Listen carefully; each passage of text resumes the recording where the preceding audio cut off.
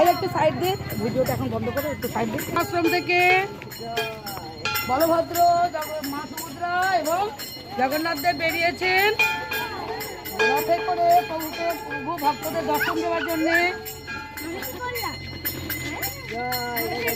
প্রভু তার ভক্তদের দর্শন দেওয়ার জন্য নিজেই পথে নেমেছেন, রথে করে বেরিয়েছেন।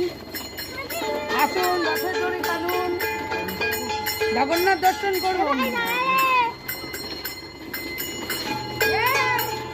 রথে জগন্নাথ দর্শনের অর্থ হচ্ছে এই দেহটাই আমাদের একটা রথ। এই রথের মধ্যে যিনি পরমাত্মা রূপে আছেন তিনি জগন্নাথ। এই দেহর মধ্যে সেই পরমাত্মাকে দেখা মানে হচ্ছে রথে জগন্নাথ দর্শন। এই যে আমরা প্রভুকে এখানে দেখছি, এইটা যদি আমাদের নিজেদের দেহের মধ্যে পরমাত্মাকে দেখতে পাই, জীবন্ত রূপে তবেই হবে রথে জগন্নাথ দর্শন।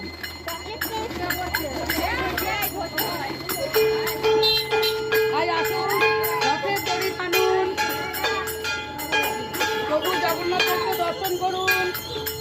জয় বলভদ্র কি জয়, জয় সুভদ্রা মাই কি জয়, জয় জগন্নাথ দেব কি জয়, জয় জগন্নাথ দেব কি জয়, জয় ভক্ত বৃন্দ কি জয়, জয় ভক্ত বৃন্দ কি জয়, জয় ভক্ত বৃন্দ কি জয়। টানুন টানুন, সোজা সোজা সোজা করে দেখুন প্রভু তার সন্তানদের নিয়ে আর ভক্তদের নিয়ে কেমন আনন্দে চলেছেন। এত দুর্যোগের মধ্যেও প্রভু একটু ফাঁক দিয়েছেন, যাতে সুযোগ দিয়েছেন যাতে তাকে নিয়ে আমরা আনন্দ করতে পারি, রাস্তায় বেরোতে পারি। প্রভু তো তার কৃপাময়, প্রভু তার ভক্তদের দর্শন দেওয়ার জন্যই বেরিয়েছেন। জগন্নাথ দর্শন করুন। সোজা করো, সোজা করো বাবা।